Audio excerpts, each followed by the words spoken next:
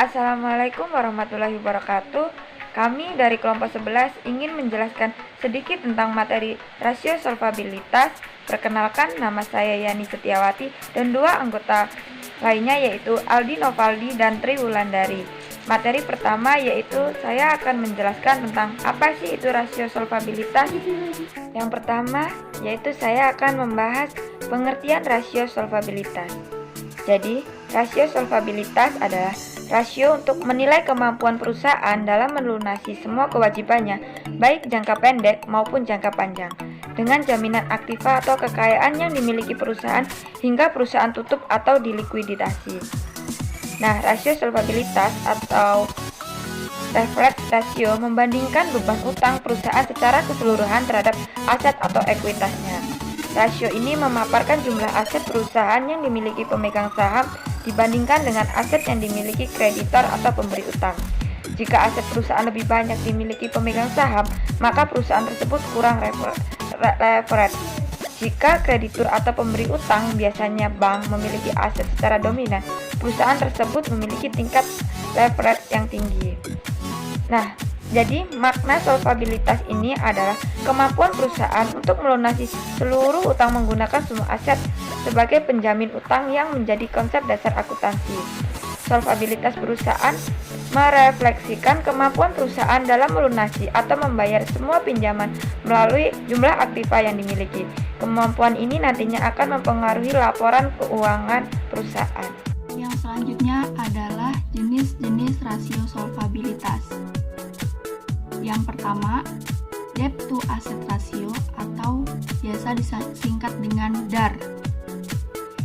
DAR ini digunakan untuk memperlihatkan atau mengukur perbandingan antara jumlah hutang dengan jumlah aset.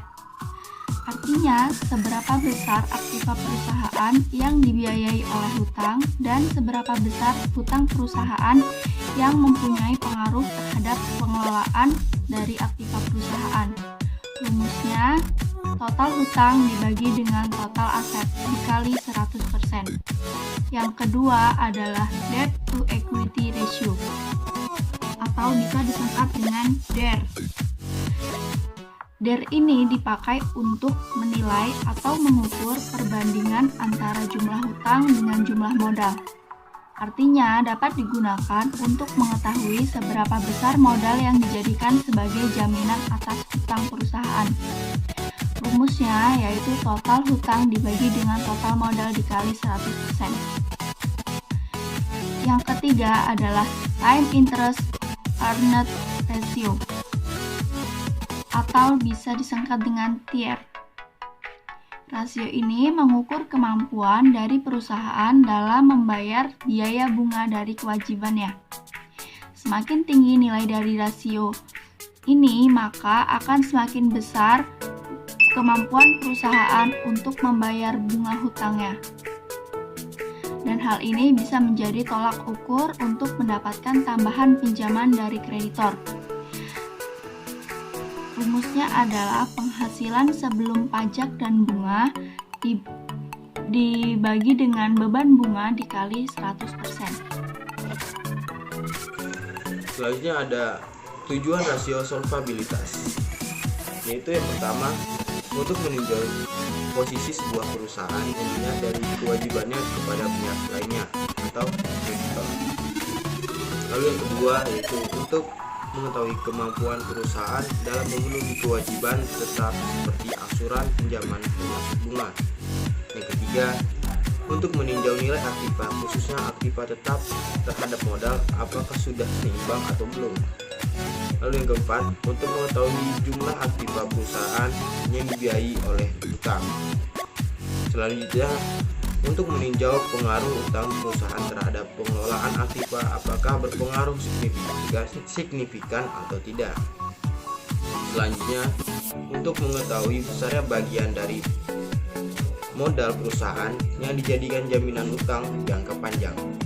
Dan yang terakhir, untuk meninjau jumlah dana pinjaman yang segera jatuh tempo atau akan ditagih terhadap modal yang dimiliki oleh perusahaan. Selanjutnya yaitu capital adequacy ratio. Apa sih capital adequacy ratio itu? Nah, Capital Adequacy Ratio atau CAR adalah rasio kecukupan modal yang berguna untuk menampung resiko kerugian yang kemungkinan dihadapi bank. CAR menunjukkan sejauh mana bank mengandung resiko kredit, pernyataan, surat berharga, ataupun tagihan yang ikut dibiayai oleh dana masyarakat.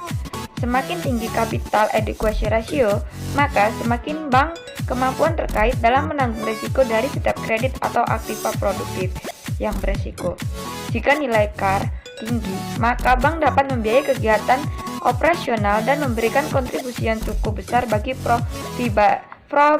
profitabilitas.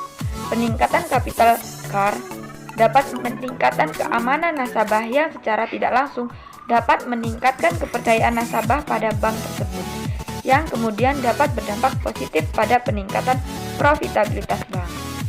Nah, perhitungan CAR dapat dihitung dengan persamaan CAR sama dengan modal dibagi aktiva tertimbang menurut resiko dikali 100%. Nah, nilai ATMR diperoleh dengan cara mengalihkan nilai item pada neraca aktiva produktif atau administrasi dengan bobot resiko. Ketentuan CAR dari Bank Indonesia yaitu 8% ke atas dikatakan sehat, 6,4% sampai 7,9% dikatakan kurang sehat, dan di bawah 6,4% dikatakan tidak sehat.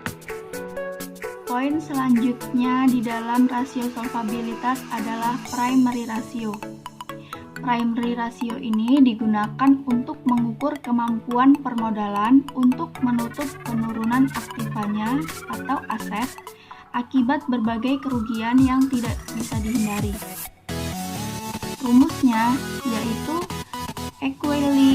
equity capital atau penyertaan modal dibagi dengan total aset dikalikan dengan 100%.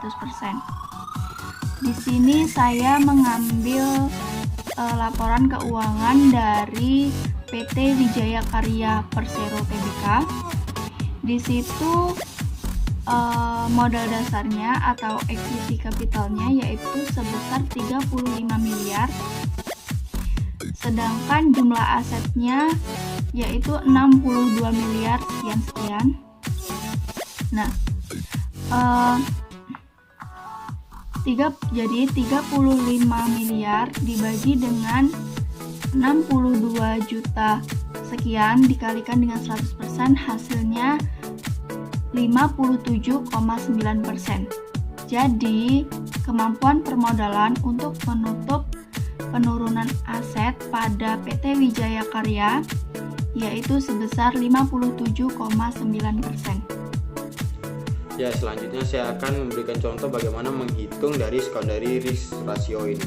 Terdapat rumusnya yaitu secondary risk ratio sama dengan equity capital dibagi secondary risk asset dikali 100%. Dimana dalam mencari secondary risk assetnya itu ya bisa didapatkan dari total aset dikurang aset tetap ditambah aset lain ditambah cash aset. Dapat dilihat dari gambar yang telah saya lampirkan di situ. Equity capital sebesar 35 triliun serta total dari secondary risk asetnya sebesar 67 triliun 742 juta 102.090 rupiah.